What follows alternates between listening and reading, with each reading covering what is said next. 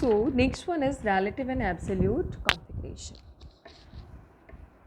Configuration का मतलब हुआ the spatial arrangement of atoms or group of atoms which characterize as particular stereoisomer.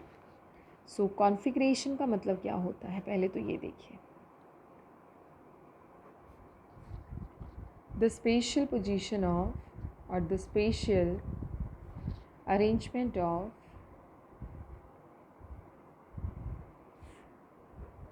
atoms and group of atoms which जो कि particular stereo isomer के बारे में सारी इंफॉर्मेशन है, right. So which characterize a stereoisomerism. ठीक है. इनको लिखने के दो तरीके हैं. एक है आपका flying veg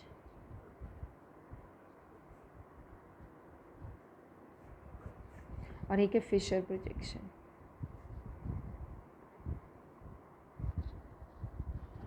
So, wedge and dash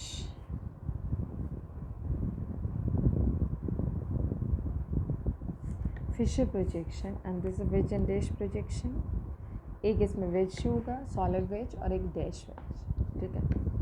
तो अगर मान लीजिए कॉन्फ़िगरेशन इस तरीके से है, ये दो तो प्लेन में होंगे and this is towards the observer A, B, C and let's say this is away from the observer. So this is the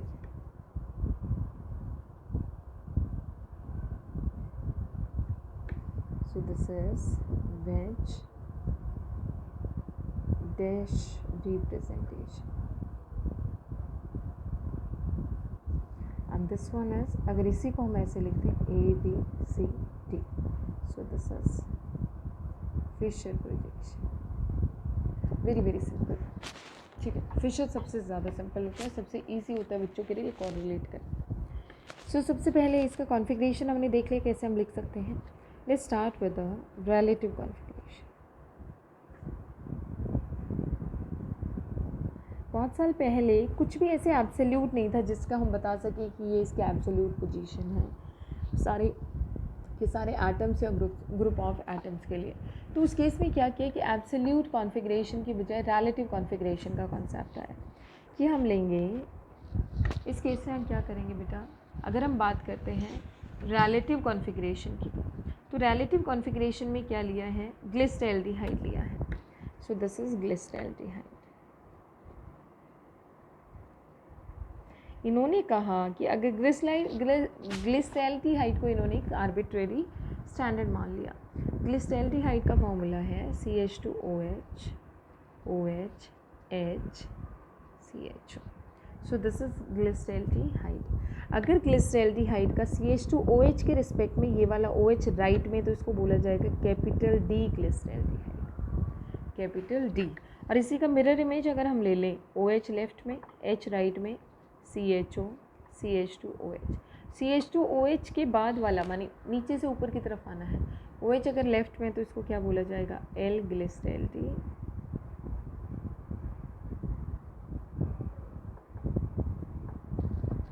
I hope clear हो गया.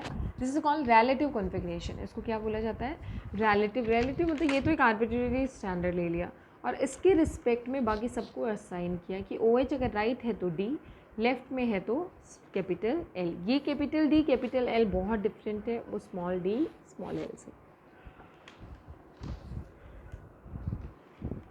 तो इनके रिस्पेक्ट में बाकी सबका डिसाइड किया गया. तो या तो कोई इनसे मिलके बने तो भी वो D रहेगा, D से बनेगा तो D रहेगा, L से बनेगा तो वो L रहेगा. फॉर एग्जाम्पल लैक्टिक एसिड की बात करें हम लोग. सो लैक्टिक एसिड में क्या है बेटा, CH3 H OH COOH. देखो अब OH लेफ्ट में है तो इसको क्या बोल दिया जाएगा. अब इस केस में तो लेकिन डिफ़िकल्ट है, यहाँ CH2OH तो है नहीं कि हम इसका रिलेटिव कॉन्फ़िगरेशन बता दें, राइट. तो ऐसे केसेस की डिफ़िकल्टी इसको सॉल्व करने के लिए फिर बाद में आया था एब्सोल्यूट कॉन्फ़िगरेशन. सो उससे पहले मैं एक दो एग्जांपल्स और ले लेती हूँ. Let's say the example is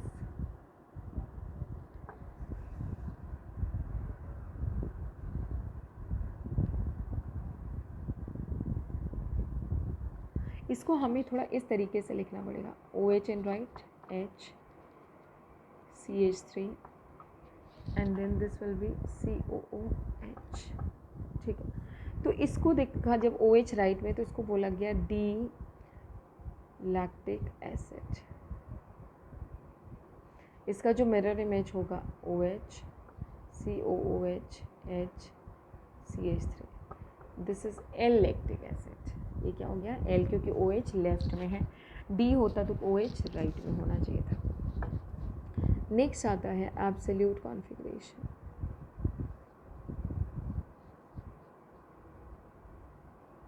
absolute configuration means RS nomenclature, very very important. इसको हम डिटरमाइन करते हैं सीक्वेंस रूल से। कौन से रूल से बेटा?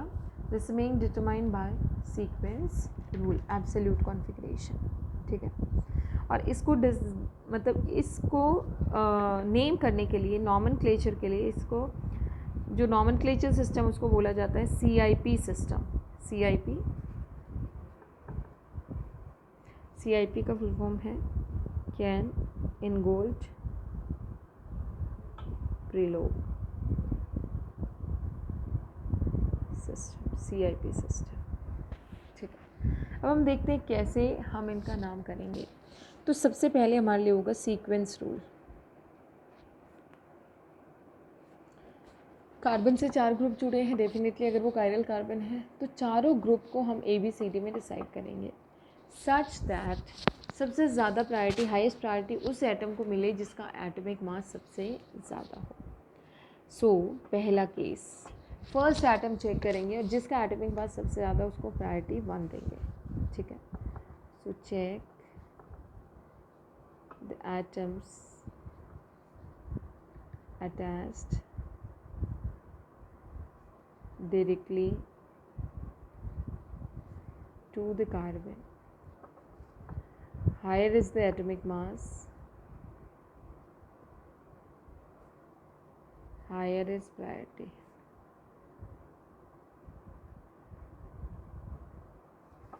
ठीक है, उसकी प्रायोरिटी भी क्या होगी बेटा? ज़्यादा होगी। जितना एटॉमिक मास उतने ज़्यादा प्रायोरिटी। जैसे कहीं पे जुड़े हुए हैं आपके, let's say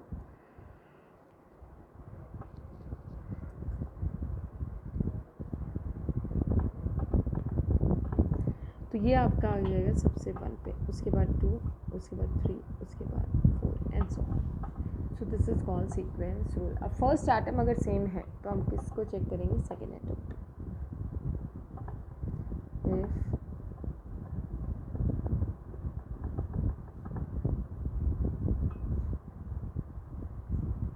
then check out और चेक द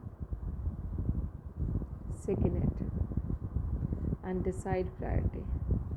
और उसके हिसाब से क्या डिसाइड कर लेंगे बेटा? प्रायोरिटी डिसाइड कर लेंगे, ठीक है। जैसे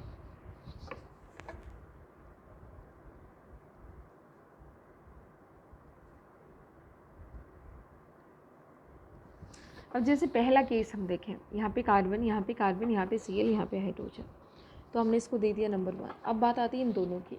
इन दोनों के केस में आप देखिए, this is C2H5, this is CH3। इसमें कार्बन से आगे कार्बन जुड़ा है, सो 2, और इसमें सारे हाइड्रोजन है, सो 3, एंड लीस्ट प्रायोरिटी ग्रुप हो गया हाइड्रोजन, ठीक है। सो यहाँ से हम क्या डिसाइड कर सकते हैं? प्रायोरिटी डिसाइड कर सकते हैं। सेम वे अगर मल्टीपल बॉन्ड है, इफ डबल और ट्रिपल बॉन्ड, तो अगर C डबल बॉन्ड C है तो हमें इसको कैसे कंसीडर करना चाहिए? एक इधर और एक इधर, ठीक है। अगर कहीं पे C डबल बॉन्ड O है तो इसका मतलब CO and CO। Single bonded same atom हम एक्सपेक्ट करेंगे। C ट्रिपल बॉन्ड C है, हम इसको क्या मानेंगे? C ट्रिपल बॉन्ड C, इधर एक हाइड्रोजन, इधर एक hydrogen, unless until something is given, ठीक है। अब प्रायोरिटी डिसाइड करने के बाद हमें क्या करना है? लीस्ट प्रायोरिटी के ग्रुप को हमें सबसे बॉटम पे रखना है।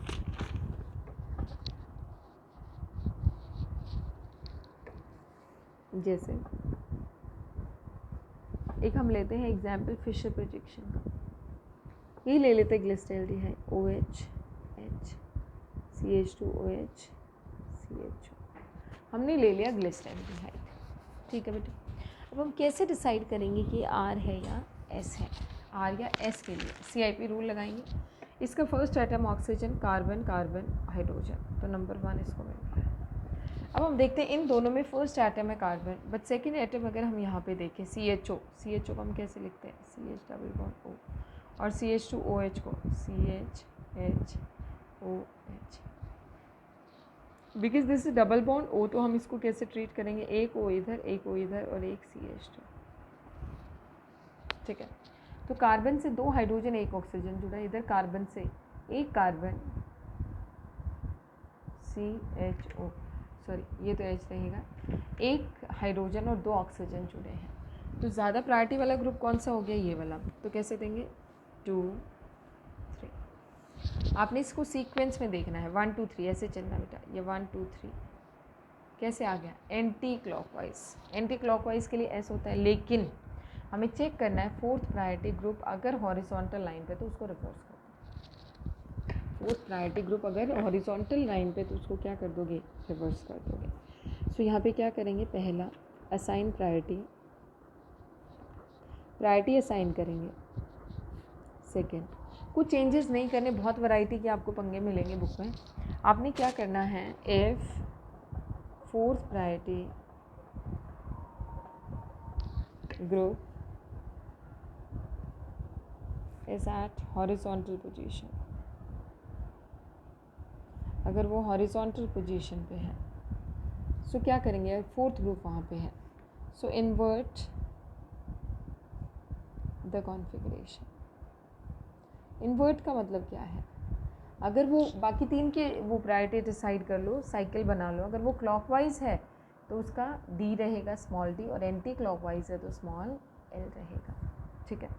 So invert the configuration, if R earlier then S, if S earlier then R, ठीक है। तो यहाँ से हम क्या डिसाइड करेंगे, RS नॉमेनक्लेचर। कुछ एग्जांपल्स इसके हम ले लेते हैं, जैसे यही वाला केस है, फोर्थ को छोड़ दो, बाकी सीक्वेंस में देखो 1 2 3 ऐसे घूम रहा है, यानी कि एंटी क्लॉकवाइज। एंटी क्लॉकवाइज का मतलब होता है S। तो यहाँ पे 2 चीज़ ये ध्यान रखना,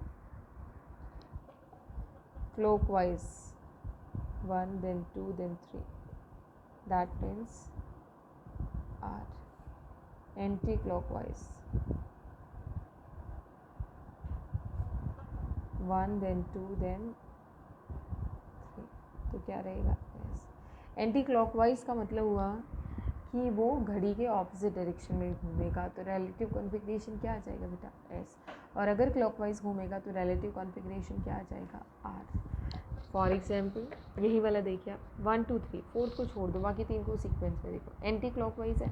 अब फोर्थ ग्रुप देखो कहाँ प्रेजेंट है, फोर्थ वाला हाइड्रोजन पे प्रेजेंट है, तो इसका मतलब हुआ कि हमें फोर्थ ग्रुप को क्या करना है, हॉरिजॉन्टल पे तो हम सेम कॉन्फ़िगरेशन रखेंगे, और अगर वर्टिकल पे तो उसको इन्वर्ट कर देंगे। तो इस केस में आप देखिए क्या है कॉन्फ़िगरेशन 1 2 3 S आया है, क्योंकि हॉरिजॉन्टल पे, तो एक्चुअल कॉन्फ़िगरेशन क्या बन जाएगा इसका R, क्या बन जाएगा R। एक और एग्जांपल हम ऐसा ही ले लेते हैं, let's say the configuration is this CH3 Br H C2H5, ठीक है। अब हम इसका एनेंटियोमेरिक पेयर बनाते हैं, एनेंटियोमेरिक, तो यहाँ पे क्या होगा CH3 C2H5 H C2H5। अब देखिए नंबरिंग डिसाइड करते हैं हम, इसमें क्या रहेगी नंबरिंग, ओ इधर सॉरी Br है ये, तो सबसे ज़्यादा नंबरिंग मिली 1 को, उसके बाद 2 3 एंड 4। अब फोर्थ वाला वर्टिकल पे है, फोर्थ वाला किस पे बेटा, वर्टिकल पे, तो हमें कुछ नहीं करना। 1 2 3 की सीक्वेंस देखो, इट गोज़ लाइक दिस।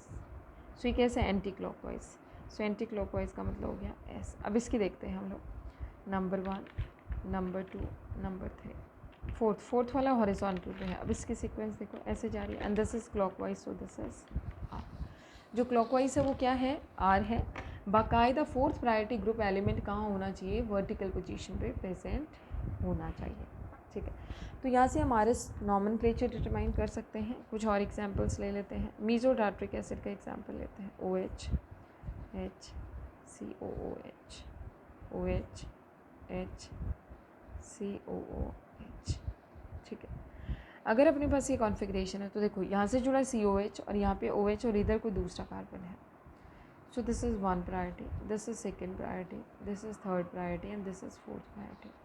आप अगर चेक करेंगे तो ये आ रहा है आपका R, लेकिन ये हॉरिजॉन्टल पे है तो इसको हम क्या बना देंगे S। इसकी बात करते हैं। आप देखिए 1 2 3 4, देखो 1 2 3 ऐसे जा रहा है, ऐसे का मतलब हुआ R, लेकिन ये फोर्थ पोजीशन हॉरिजॉन्टल पे है तो ये भी क्या हो जाएगा S। I feel there is some mistake. 1 2 3, so 1 2 3 goes like this and now this comes out to be clockwise, so it should be anti clockwise। इसको देख लेते हैं 1 2 3, so एंटी, ये वो गलत कर दिया था हमने। 1 2 3 ऐसे आ रहा है, सो एंटी आ रहा है, लेकिन ये हॉरिजॉन्टल पे होने से क्या बन गया R। तो अब देख रहे हैं इसका एक पार्ट है R और एक पार्ट है S। एक पार्ट R है और दूसरा पार्ट क्या है S। तो ऐसे केस में हम कह सकते हैं कि R ने किसके इफेक्ट को कम कर दिया है, S के इफेक्ट को कम कर दिया है। सो मीज़ो कंपाउंड्स ऑप्टिकली क्या होते हैं बेटा, इनएक्टिव होते हैं। मीज़ो कंपाउंड्स ये हो गया है, ठीक है। अब हम नेक्स्ट वीडियो में RS नॉमेनक्लेचर के कुछ एग्जांपल्स डिस्कस करके आगे बढ़ेंगे।